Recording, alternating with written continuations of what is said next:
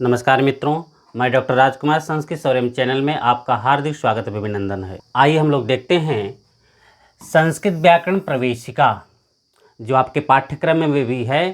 संस्कृत व्याकरण प्रवेशिका डॉक्टर बाबूराम सक्सेना का षष्ठम सोपान, जो कारक विचार, षष्ठम सोपान का कारक विचार का तृतीया व्यक्ति हम लोग अध्ययन कर रहे हैं। तृतीया व्यक्ति का अगला सूत्र देखिए क्या है। कहें तुल्यार्थई, क्या दे रहे हैं? तुल्यार्थई अतुलोपमाभ्याम तृतीया अन्यत्रस्याम। यहाँ पे संधि कर दीजिएगा तो तुल्यार्थई क्या बन जाएगा? तुल्यार्थई। र में से अ निकाल लीजिएगा, अतुलोपमाभ्याम तृतीया अन्यत्रस्याम। यह सूत्र जो है एक किस विभक्ति से संबंधित है? यह तृतीया विभक्ति से संबंधित है। यह सूत्र किस विभक्ति से संबंधित है? यह तृतीया विभक्ति से संबंधित है। अब इस सूत्र से हमें क्या बोध होगा? जब हम लोग पूरे सूत्र का अध्ययन करेंगे तब पता चलेगा यह किस किस विषय वस्तु को कवर कर रहा है। तो पहले में दे रहे हैं तुल्यार्थई। सूत्र में पहला ही क्या दे रहे हैं? तुल्यार्थई। तुल्य कौन सी संधि यहां पे है? इसमें तुल्यार्थ में कौन सी संधि है? तो यहां पर दीर्घ संधि है। कौन सी संधि है? दीर्घ। तो तुल्य हो गया और अर्थ हो गया, तुल्य हो गया और अर्थ हो गया। तुल्यस्य अर्थ तुल्यार्थ, तुल्य का अर्थ। अब परीक्षा में पूछ दे तुल्यार्थई में कौन सा समास है? तुल्यार्थई में कौन सा समास है यहाँ पे? तो यहाँ पे षष्ठी तत्पुरुष समास है। क्या विग्रह बनेगा?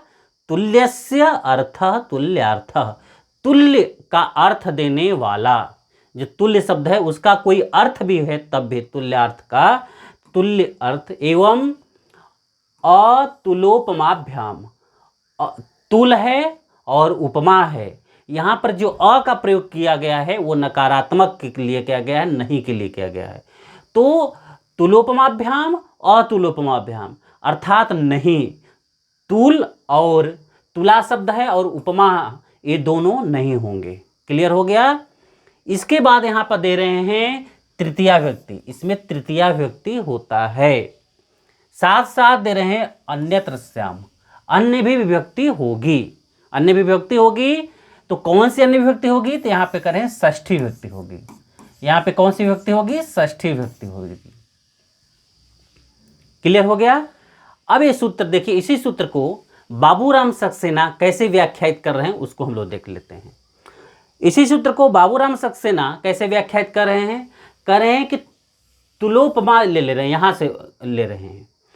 तुलोपमा अर्थात तुला शब्द आ गया और उपमा शब्द आ गया। यहां से तुला ले लिए और उपमा। यदि परीक्षा में कभी पूछ दे या आपको जान दे तुलोपमाभ्याम, यहां जो लू है यहां पर कौन सी संधि है? तुलोपमाभ्याम में यहां पर कौन सी संधि है? यहां पर गुण संधि है। यहां पे कौन सी संधि है? गुण संधि है। तब अर्थ देखिएगा निकलेगा, यहां से हो जाएगा तुला और उपमा।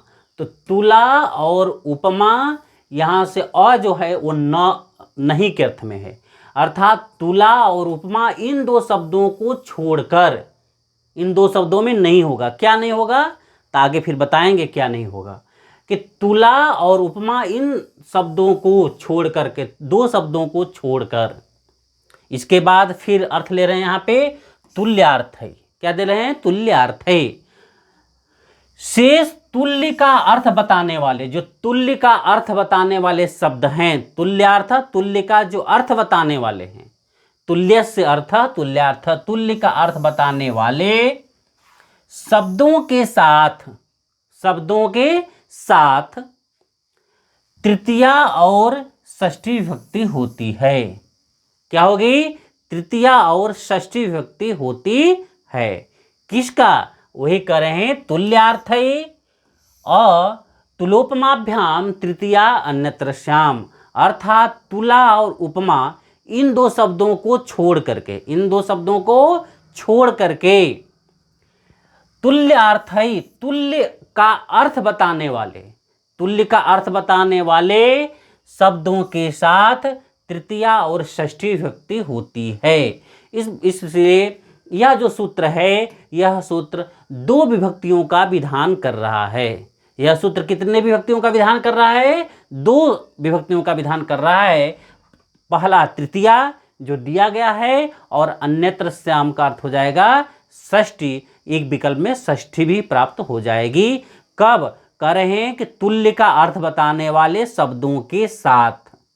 तुला और उपमा शब्द को छोड़ देंगे, इन दो शब्दों को छोड़ करके शेष जितने शब्द हैं जो तुल्य का अर्थ बताने वाले हैं, उनके साथ जब किसी का योग होगा, उनके साथ या उनके साथ योग होगा, तब वहां पर तृतीया विभक्ति और षष्ठी विभक्ति होती है। यहां क्लियर हो गया।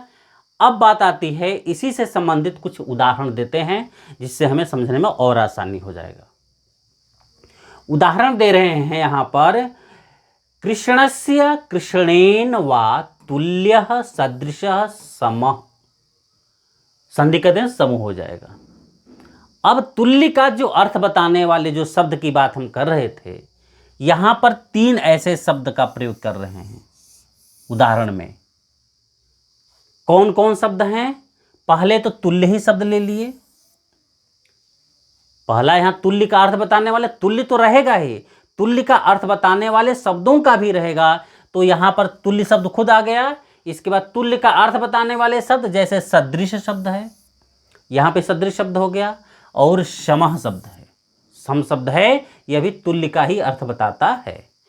तो इन शब्दों के साथ जब योग होगा, या इनके साथ या इनका जब योग होगा, तब कह रहे हैं कि यह जो शब्द है कृष्णस्य कृष्णेन, यहां पर देखिए षष्ठी विभक्ति भी प्राप्त हो गई, और तृतीय कृष्ण शब्द में क्या हो गया? इनके साथ योग होने से, किसका? तुल्य का, कृष्ण का तुल्य के साथ योग होने से, कृष्ण का सदृश के साथ संबंध योग होने से, साथ होने से, कृष्ण का सम के साथ योग होने से, साथ होने से या योग होने से क्या हो जाएगा?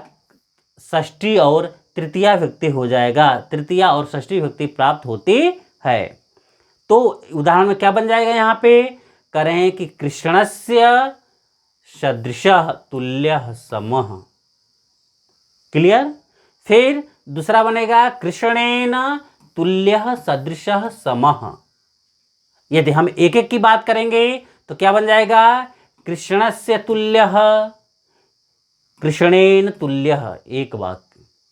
फिर बनेगा कृष्णस्य सदृशः, एक वाक्य। कृष्णस्य सदृशः, एक वाक्य। कृष्णेन सदृशः, एक अलग वाक्य। फिर कृष्णस्य समः, एक वाक्य। कृष्णेन समः, एक वाक्य। इस प्रकार से अलग अलग। अब इसी उदाहरण को परीक्षा में यदि शुद्धिकरण के रूप में पूछ दे कि कौन सा वाक्य शुद्ध है, तो यदि आपको कारक तैयार रहेगा तो आपको गलतियां शुद्धिकरण में नहीं होंगी। कैसे शुद्धिकरण करेंगे? यदि परीक्षा में पूछ दे आपसे कि कृष्णम कृष्णम तुल्यः, कि यह वाक्य शुद्ध है, क्या चार विकल्प दे देंगे कि कृष्णस्य तुल्यः, कृष्णम तुल्यः, कृष्णेन तुल्यः। अब परीक्षा में पूछ दे कि इसमें से कौन सा अशुद्ध वाक्य है, पूछ दे इसमें से कौन सा अशुद्ध वाक्य है, तो अब आपको देखना होगा कि यहाँ पे तुल्य या सदृश, तुल्य के जो अर्थ देने वाले शब्द हैं, इनके साथ हमेशा कौन सी विभक्ति होती है? तृतीया और षष्ठी विभक्ति प्राप्त होती है। तो यह भी वाक्य शुद्ध हो जाएगा, यह भी वाक्य शुद्ध हो जाएगा, किन कृष्णम तुल्य यह अशुद्ध हो जाएगा। क्लियर हो गया?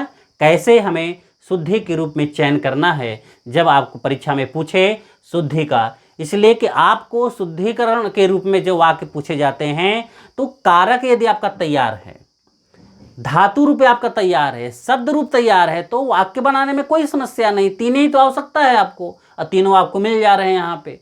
तो आप कारक पे कमांड करिए, आप कारक पे कमांड कर लेंगे तो आप वाक्य आपका शुद्ध हो जाएंगे। अब देखिए, जब बात इसी को समझा रहे हैं कि यह अर्थ हो जाए कृष्ण के बराबर या समान, कृष्ण के बराबर या समान। यहां पे करें कि तुल्यार्थक तुल्य, जो तुल्यार्थक क्या है, जो यहां पर तुल्यार्थक तुल्य दे रहे हैं, और सदृश और सम, इन शब्दों के योग में, इन शब्दों के योग में, जब इन शब्दों का योग होगा तब कृष्ण शब्द में तृतीया विभक्ति हुई है। इसी के योग में क्या होगा, तृतीया विभक्ति हुई है और षष्ठी विभक्ति हुई है। किसमें, तुल्य, सदृश और सम, इन शब्दों के योग में कृष्ण शब्द में तृतीया और षष्ठी विभक्ति होती है। पहले तो तृतीया होगी, फिर षष्ठी विभक्ति प्राप्त होगी। यहाँ क्लियर हो गया।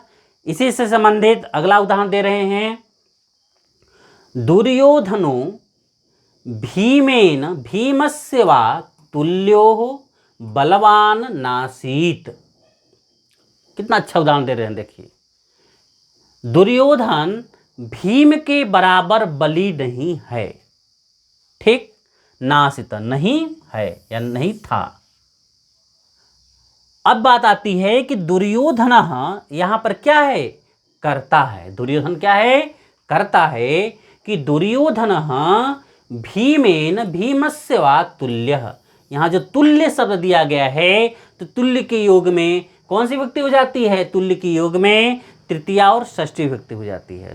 तो इस वाक्य में तुल्य शब्द आ गया, और तुल्य का योग होने से, किसके साथ योग होने से, तो करें भीम के साथ योग होने से। किसके साथ योग होने से, भीम के साथ योग होने से भीम शब्द में क्या प्राप्त हो गया, तुल्य के योग में तृतीया और षष्ठी विभक्ति प्राप्त हो गई। किसके योग में, तुल्य के योग में। तो यहां पर देखिए भीम शब्द में भीमेन तृतीया प्राप्त हो गई और भीमस्य षष्ठी प्राप्त हो गई। ये किसके योग में है, यह तुल्य के योग में है। देखिए अगला इसी पे दे रहे हैं एक उदाहरण, करें तुला उपमा वा कृष्णस्य नास्ति। तुला उपमा क्या दे रहे हैं, तुला उपमा कृष्णस्य नास्ति, कृष्ण की उपमा नहीं है, कृष्ण की उपमा नास्ति नहीं है। अब देखिए दो बात आपको सूत्र में ध्यान देने की बात बोले थे आपको, कि यहां पर बोला जाए तुला और उपमा, इन शब्दों को छोड़ करके, क्या बोला गया था, इन दो शब्दों को छोड़ करके। तो छोड़ देंगे तो इसके योग में कौन सी विभक्ति होगी, कह रहे हैं कि तुला और उपमा, इन शब्दों को यदि हम छोड़ देते हैं तो इनके योग में कौन सी विभक्ति होगी, तो ही करें इसके योग में षष्ठी विभक्ति प्राप्त होगी। अर्थात तुला के योग में कौन सी विभक्ति प्राप्त होगी, षष्ठी विभक्ति प्राप्त होगी। उपमा के योग में कौन सी विभक्ति प्राप्त होगी, षष्ठी विभक्ति प्राप्त होगी। तुला और उपमा, इन दो शब्दों के योग में षष्ठी विभक्ति प्राप्त होती है। किंतु इन दो शब्दों को छोड़ करके तुल्य और तुल्यस्य अर्थ, तुल्य का अर्थ बताने वाले शब्दों के साथ तृतीया और षष्ठी होती है, जो बात यहाँ पर बताई गई है। यहाँ क्लियर हो गया। तो तुला और उपमा, इन दो शब्दों के योग में षष्ठी विभक्ति होती है। उसी का उदाहरण संबंधित दे रहे हैं कि तुला उपमा वा कृष्णस्य नास्ति, अर्थात कृष्ण की उपमा नहीं है। यहां पर तुला शब्द आया हुआ है उदाहरण में, और उपमा शब्द आया हुआ है। तुला और उपमा, ये दो शब्द कहां पे इस उदाहरण में आए हुए हैं, शब्दों का योग, तुला और उपमा, इन शब्दों का योग कृष्ण के साथ हो रहा है। कृष्ण के साथ क्या हो रहा है, तुला और उपमा का योग हो रहा है। योग होने से उपमान जो कृष्ण है, क्या है, उपमान जो कृष्ण है शब्द है, कृष्ण शब्द में के योग में तृतीया नहीं हुई है, तृतीया नहीं हुई है। यहाँ पर तृतीया नहीं होकर क्या हो जाएगा, सामान्य शेष, सामान्य शेष से षष्ठी विभक्ति प्राप्त हो जाती है। कौन सी विभक्ति प्राप्त होगी, षष्ठी, सामान्य योग, जो सामान्य शेष से यहाँ पर षष्ठी विभक्ति प्राप्त हो जाएगी। किसमें, जो उपमान, जो कृष्ण शब्द है, इस कृष्ण शब्द में तुला और उपमा के योग में षष्ठी विभक्ति प्राप्त हो जाती है। यहाँ तक क्लियर हो गया पूरा सूत्र। यह सूत्र दो भागों में डिवाइड है, आपको समझने की आवश्यकता है, परीक्षा में बहुत पूछा जाता है। पहले तो आप जान लीजिए कि तुला और उपमा, इन दो शब्दों में कि या इन दो शब्दों के साथ या इन दो शब्दों के योग में हमेशा षष्ठी विभक्ति प्राप्त होगी, तुला और उपमा के योग में।